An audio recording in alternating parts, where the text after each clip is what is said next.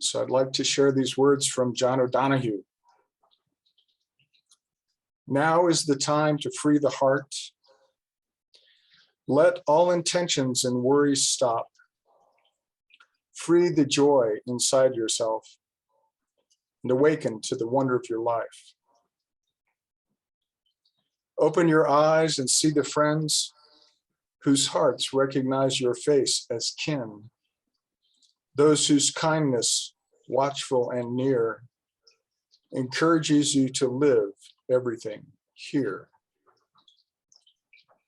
See the gifts the years have given, things your effort could never earn, the health to enjoy who you want to be, and the mind to mirror mystery. Let us join together in a time of worship. We'll start by lighting our chalice together, or our candle, or our electric flame, or whatever we got. We light our flaming chalice to illuminate the world we seek. In the search for truth, may we be just. In the search for justice, may we be loving.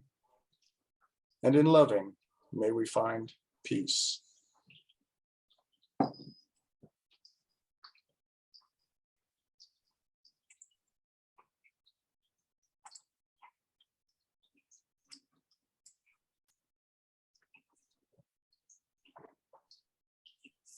Now let's spend a few moments in meditation and reflection.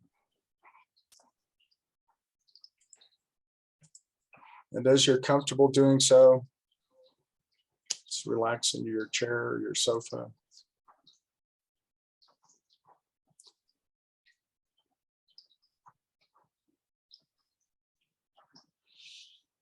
Take a few deep breaths.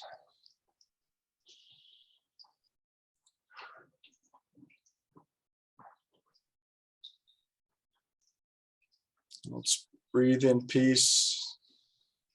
Breathe out all the anger and resentment, all those bad feelings. Just breathe in peace. Breathe all that bad stuff out.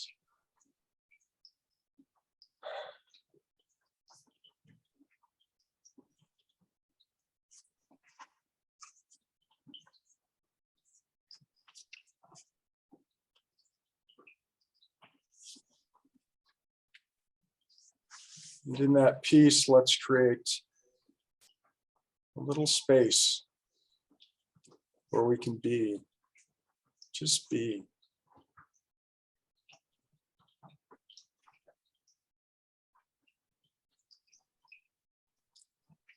Let's reflect upon these words from Mahaprana Paramita Hridaya. Everything changes. Everything passes. Things appearing, things disappearing. But when all is over, everything having appeared and having disappeared, being and extinction both transcended, still the basic emptiness and silence abides, and that is blissful peace. Let us rest in those words for a few moments.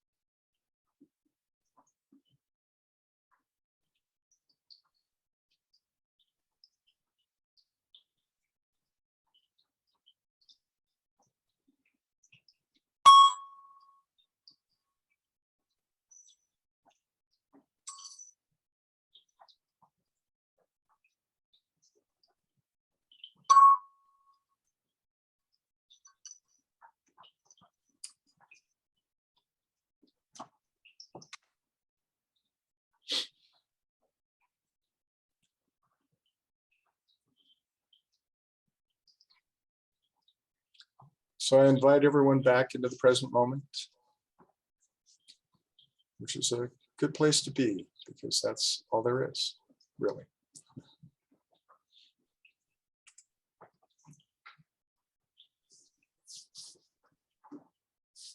Over a decade ago, I got involved with an organization called Radical Joy for Hard Times.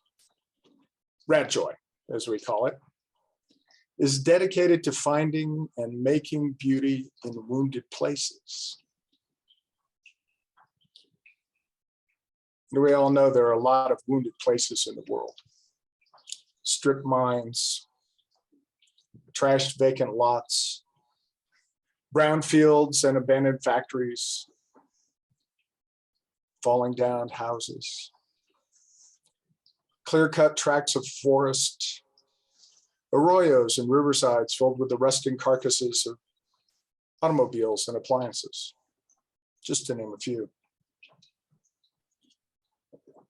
And these are the kinds of used up and cast off places we forsake because they remind us of the true cost of our lifestyles. They're the orphaned places, the orphaned children of our civilization. And the idea of Radjoy was that instead of turning our eyes away from these places because of their ugliness and damage, we would go to these places and make beauty there. We'd sing, read poetry, drum, play guitar. We'd create ceremonies and make art from what we found on the site. And in doing so, we'd bring the wounded and deserted places back into the family, so to speak, and give them recognition and respect as our children too. To come back into relationship with them instead of turning away. To remember the beauty that once was, and to imagine the beauty that could be again. And begin to heal the wounds in spirit, if nothing else. These days, the whole world seems wounded. The woods you played in as a child have been bulldozed to make way for a strip mall. There are microplastic particles in our blood and lungs. The smoke in the air from forest fires. The loss of species that's nothing less than criminal. The night is no longer dark, and the silence of the ocean deeps has become a cacophony of engine noises. And we are wounded too. We see the increasing numbers of the homeless begging on street corners. We feel the terror of school children as the gunman enters the classroom. Our social fabric is fraying and the old order of things no longer meets the demands of the present. An understanding of our shared humanity has been usurped by crude tribalism. According to the news channels and social media, there doesn't seem to be much middle ground anymore. And in our woundedness, many of us either withdraw from the world or lash out. Although understandable, neither of those responses is helpful. But that's what feeling powerless does to people. And it's easy to feel powerless when faced with problems and situations on such a scale. So I kind of understand why people lash out, but it just makes for more wounding. You know, in the face of danger, our limbic systems give us two choices: fight or flee. And if we can't do either, we freeze. And for most of us, when we freeze, the energy that should go into fighting or getting away from danger turns inward. And it builds up until it either messes us up or it turns on others. And that's not really a healthy choice. We can't control the world, but we can choose how to respond. It's not always easy to override the limbic system, make conscious choices about how we act, but it's a crucial life skill that we all need. So I want to reframe the fight or flight thing as action versus avoidance. Avoidance might work when you're confronted by a tiger, but you can't really run away from the world. And you can't freeze hoping that change won't find you, because it will. But we can act. And there are a lot of ways to do that, even under adverse circumstances. A lot of current thinking advises that when we start planning any action, that we start with gratitude. And that seems to work. There's always something to be grateful for, even if that may be hard to see when your life is one of hardship and misery and pain, and you're in the depths of despair. But what about starting from joy? Now, the clinical definition of joy is a feeling of extreme gladness, delight, or exaltation of the spirit arising from a sense of well-being or satisfaction. I like the exaltation of the spirit part, but the rest seems rather weak tea to me. So I want to bring in another take on it from the work of Dr. Pamela King, who's a Presbyterian minister with a PhD in psychology. She believes that joy is a core human experience that's more than just a feeling. I'll read a few words from her. I have observed that many people have an enduring and underlying sense of something that is deeper than the emotion of happiness, and I've come to describe this as joy. In my study of joy, I've also noticed that joy is more complex than a feeling or an emotion. It's something that one can practice, cultivate, make a habit of. Consequently, I suggest that joy is most fully understood as a virtue that involves our thoughts, feelings, and actions in response to what matters most in our lives. Thus, joy is an enduring deep delight in what holds the most significance for us. Joy is really complex. This work helped me to realize how joy and sorrow are deeply connected. Both are a response to those things that matter most. Joy is our delight when we experience, celebrate, and anticipate the manifestations of those things we hold with the most significance. Sorrow is our response to the violation, destruction, or deterioration of such sacred things. This perspective helps us understand why the loss of human life due to the COVID-19 pandemic and the devaluing of human life evident in structural racism leave many grieving and in such profound sorrow. However, this complexity also informs how we can experience joy and sorrow at the same time. How true joy that is tied to our potential to grow as an individual and relate and give to others, and how our values can endure in the face of loss and suffering. The trick is to stay connected to those things that deeply matter in the face of adversity and loss. End quote. So the question that comes to mind is, how do we pull off that trick? How do we stay connected to those things that deeply matter? My answer is radical joy. Radical joy is the deliberate fostering of and elevation of joy, this connection to beauty and meaning. It's a spiritual act of resistance that cannot be taken away from us because it comes from within. It's not dependent on external events. I think of Norbert Japek, who held flower communion in Dachau, using the flowers from weeds. I think of the Birdman of Alcatraz, who spent a life in prison, raising little birds in a cell. I think of prisoners of all kinds who sing songs and tell stories to keep their spirits up. I think of everyone who creates beauty, no matter how small in scale, to make their lives and the lives of those around them a little better. Radical joy is also key to our self-care. It provides sanctuary and healing for the ongoing hard work that needs to be done. It's the purposeful practice of actively seeking and embodying joy and making beauty to create the room in our hearts that allows us to cope with burnout and despair. Radical joy provides space for our sorrow to coexist with that joy.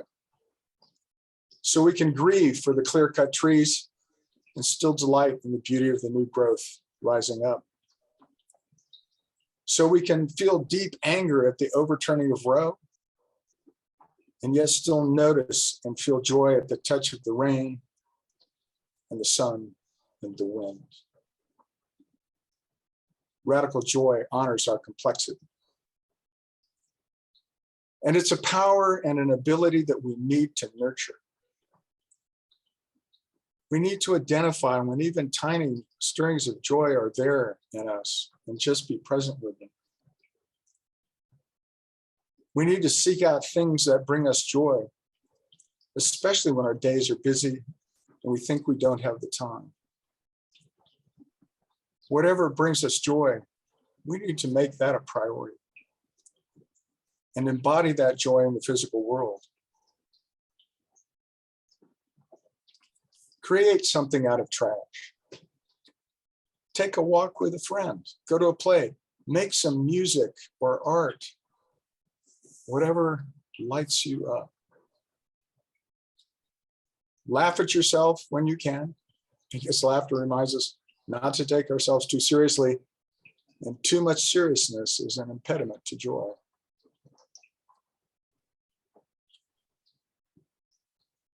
We must practice staying in the present moment with wonder and awe. The very fact that we're here, seeing and hearing and feeling the world, is a miracle. And the existence of everything around us is one too. It's an incredible gift that we take for granted. Exult in this miracle every chance you get. Yeah, times are hard and strange and kind of ugly right now. Lots of change in the air, some good, some bad. But as the Buddha taught us, clinging to what was is a recipe for suffering. Everything rises and everything falls away, and what has fallen away will rise again. The journey never ends. It's how we travel that makes the difference. So let us travel with joy, radical joy, making beauty as we go. May this uplift us and sustain us. May it be so.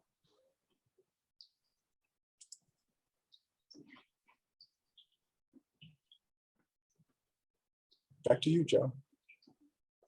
Thank you, Munro, and amen to all that you just said. Thank you so much. We need to hear that. We need to be encouraged, especially in these days. Well, it's the time of the service where we talk about giving, and I don't have to say too much about it and encourage you all too much, because you have been so faithful in your giving constantly through the COVID, when we're meeting in person, when we've had our own challenges as a congregation. You have been so faithful to continue to give of your time, talents, and treasures. And it's just, I'm personally very grateful. And we could not do what we do as a congregation without your faithfulness in giving. So thank you very much. Back to Munro for closing words, extinguishing the chalice, postlude by Martha, and then benediction.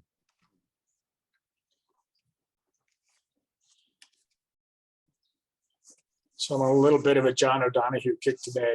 So this is for beauty from To Bless the Space Between Us. As stillness in stone to silence is wed, may solitude foster your truth in word. As a river flows in ideal sequence, may your soul reveal where time is presence. As the moon absolves the dark of distance, may your style of thought bridge the difference. As the breath of light awakens color, may the dawn anoint your eyes with wonder. As spring rain softens the earth with surprise, may your winter places be kissed by light. As the ocean dreams to the joy of dance, may the grace of change bring you elegance. As clay anchors a tree in light and wind, may your outer life grow from peace within.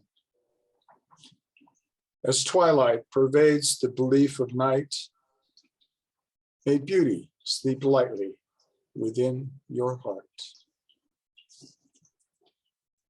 Thank you, John. And now let's join together in the words of extinguishing our chalice. We extinguish this flame, but not the light of truth, the warmth of community, or the fire of commitment. These we carry in our hearts until we are together again. Martha.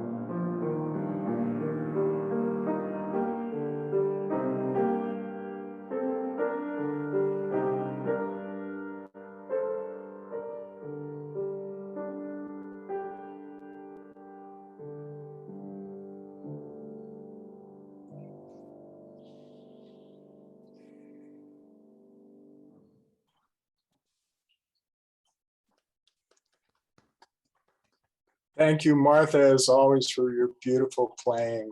Such a blessing to us.